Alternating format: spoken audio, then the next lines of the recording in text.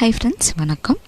Welcome back to my channel. இன்றைக்கி நம்மளோட சேனலில் நம்ம என்ன பார்க்க போகிறோம் அப்படின்னா, இந்த விநாயகர் சதுர்த்திக்கு விநாயகருக்கு பிடிச்ச மாதிரி பிடி கொழுக்கட்டை என்னோடய ஸ்டைலில் எப்படி செய்ய பார்க்க போகிறோம். நம்ம வீடியோக்குள்ளே போகிறதுக்கு முன்னாடி நம்மளோட சேனலை சப்ஸ்கிரைப் பண்ணி சப்போர்ட் பண்ணுங்கள். வாங்க இப்போ நம்ம வீடியோக்குள்ளே போயிடலாம். இப்போ நான் கொழுக்கட்டை செய்கிறதுக்காக நான் ஒரு பவுலில் பச்சரிசி எடுத்துக்கிறேன். இது நான் கடையில் வாங்கின பச்சரிசி. நம்ம இந்த இடத்துல நம்ம ரேஷன் பச்சரிசியும் நம்ம யூஸ் பண்ணிக்கலாம். நம்ம எந்த அரிசியை யூஸ் பண்ணாலும் சரி, கொழுக்கட்டை நம்ம சூப்பராகவே சாஃப்டாகவே வரும். இப்போ பச்சரிசியை நல்லா 2-3 வாட்டி வாஷ் பண்ண அப்புறமா தண்ணி ஊற்றிட்டு 1 ஹவர் நல்லா ஊற வச்சு எடுத்துக்கலாம். 1 ஹவர் ஊறின அப்புறமா இந்த மாதிரி வடிகட்டியை வச்சு நம்ம அரிசி வடிகட்டி எடுத்துக்கலாம். வடிகட்டின அப்புறமா ஒரு காட்டன் கிளாத்தை விரிச்சிட்டு அதுக்கு மேலே நம்ம ஊற வச்சு இந்த அரிசியை சேர்த்துட்டு நம்ம காய வச்சு எடுக்க போகிறோம். இதை நம்ம வெயிலில் காய வைக்கக்கூடாது, ஃபேன் காற்றுல தான் நம்ம உணர வைக்கணும். அரிசி ரொம்ப ட்ரை ஆகக்கூடாது. கொஞ்சம் அரிசி தொட்டு பார்க்கும்போது லைட்டாக ஈரப்பதம் இருக்கணும். இப்போ ஒரு மிக்ஸி ஜாருக்கு மாற்றின அப்புறமா நல்லா ஃபைன் பவுடராக அரைச்சி எடுத்துக்கலாம். நான் இந்த அளவுக்கு நல்லா ஃபைன் பவுடராக இருக்கணும். இப்போ அரைச்ச மாவை நம்ம ஆவிலே வேக வச்சு எடுக்க போகிறோம். அதுக்கு ஒரு இட்லி பாத்திரத்தில் அடியில் தண்ணி ஊற்றிட்டு நடுவில் ஒரு பிளேட் வச்சு அதுக்கு மேலே ஒயிட் காட்டன் கிளாத்தை விரித்து நம்ம அரைச்சி வச்சு இந்த பச்சரிசி மாவை சேர்த்துட்டு ஒரு 10 நிமிஷம் நம்ம ஸ்டவ்வில் வச்சு வேக வச்சு எடுக்க போகிறோம்.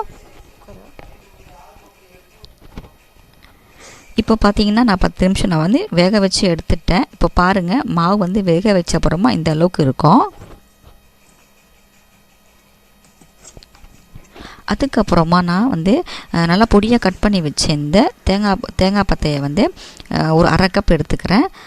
ஒரு கடாயில் 1 டீஸ்பூன் நெய் சேர்த்துட்டு நம்ம கட் பண்ணி வச்சுருந்த தேங்காய் பத்தை சேர்த்துட்டு நல்லா வறுத்து எடுத்துக்கலாம். தேங்காய் இந்த மாதிரி வறுத்து நம்ம யூஸ் பண்ணும்போது நல்லா ஒரு மணமாகவும் இருக்கும்.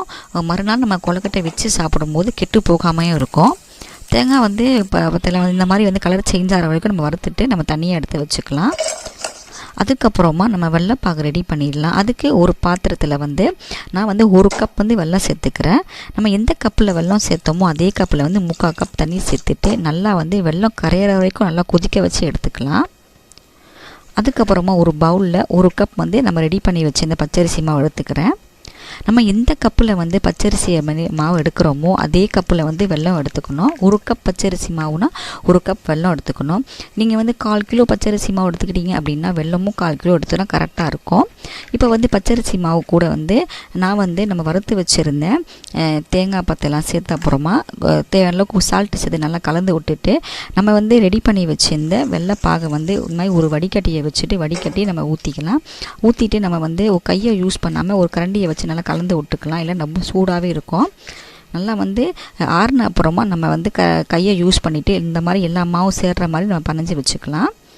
இதுக்கப்புறமா கையில் கொஞ்சமாக நெய்யை தடவிட்டு கொஞ்சமாக மாவை பிச்சு எடுத்துட்டு இந்த மாதிரி கொஞ்சம் அழுத்தி உருட்டிட்டு வரலால் நான் லைட்டாக ப்ரெஸ் பண்ணி எடுத்திங்கன்னா அப்படின்னா நமக்கு சூப்பரான பிடி கொழுக்கட்டை ரெடி ஆகிடும்.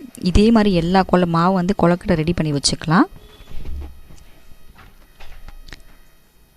இப்போ நம்ம எல்லா மாவும் ரெடி பண்ணியாச்சு. இதை நம்ம இட்லி பாத்திரத்தில் வச்சு நம்ம வேக வச்சு எடுக்க போகிறோம்.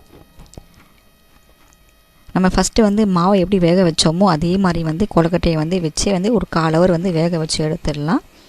இப்போது 1/4 ஹவர் ஆயிடுச்சு, நல்லா வெந்து வந்துருச்சு. நம்மளோட சூப்பரான பிடி கொழுக்கட்டை ரெடி ஆகிடுச்சு. நீங்களும் இதே மாதிரி ட்ரை பண்ணி பாருங்கள். இந்த வீடியோ உங்களுக்கு பிடிச்சிருந்துச்சி அப்படின்னா லைக் பண்ணுங்கள், ஷேர் பண்ணுங்கள். மறக்காமல் நம்மளோட சேனலை சப்ஸ்கிரைப் பண்ணிவிட்டு அப்படியே பக்கத்தில் இருக்க பெல் பட்டன் கிளிக்